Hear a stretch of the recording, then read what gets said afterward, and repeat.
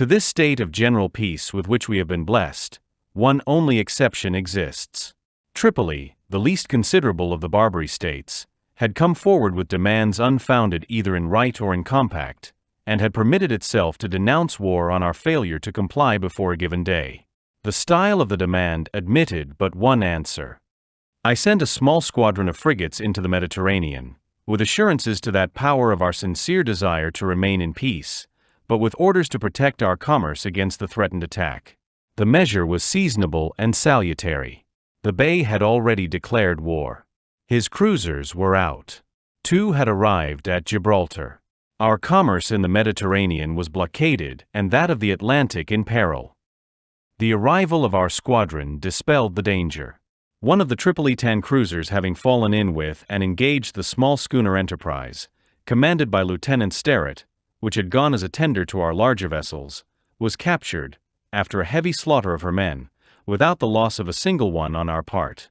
The bravery exhibited by our citizens on that element will, I trust, be a testimony to the world that it is not the want of that virtue which makes us seek their peace, but a conscientious desire to direct the energies of our nation to the multiplication of the human race, and not to its destruction. Unauthorized by the Constitution, without the sanction of Congress, to go beyond the line of defense, the vessel, being disabled from committing further hostilities, was liberated with its crew. The legislature will doubtless consider whether, by authorizing measures of offense also, they will place our force on an equal footing with that of its adversaries.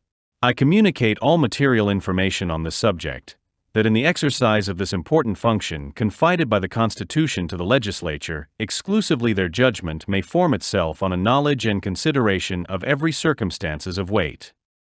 I wish I could say that our situation with all the other Barbary states was entirely satisfactory.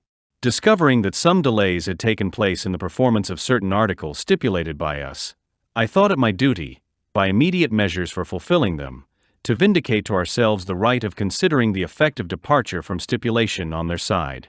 From the papers which will be laid before you, you will be enabled to judge whether our treaties are regarded by them as fixing at all the measure of their demands, or as guarding from the exercise of force our vessels within their power, and to consider how far it will be safe and expedient to leave our affairs with them in their present posture.